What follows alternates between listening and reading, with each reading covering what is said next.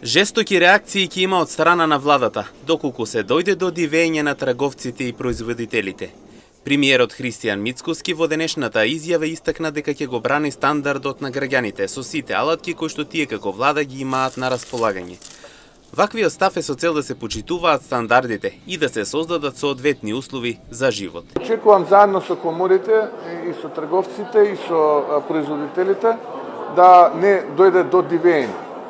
Ако дојде до тоа, жестоко ќе реагираме и ќе го браниме стандардот на граѓаните со се што имаме како алатка на располагање. Се работи на изготвување и на законското решение, кое што ќе биде уставно, кое што од кога ќе биде дефинирано ќе биде дадено на увид на јавноста пред да влезе во собраниската процедура, додава Мицкоски. И коментирам ставовите на поединци кои што доаѓаат од нашите коалициски партнери, има работна група во која што има експерти кои што работат на изготвување на законско решение кое што ќе биде уставно, кое што кога ќе биде дефинирано ќе биде дадено на увид на јавноста, ќе го слушнеме судот на јавноста, а потоа и на Венецијанската комисија пред да влезе во собраниска процедура. Со ваквата ситуација, граѓаните ќе имаат соодветни услови за живот од една страна, а од друга страна и нормален стандард за да се живее.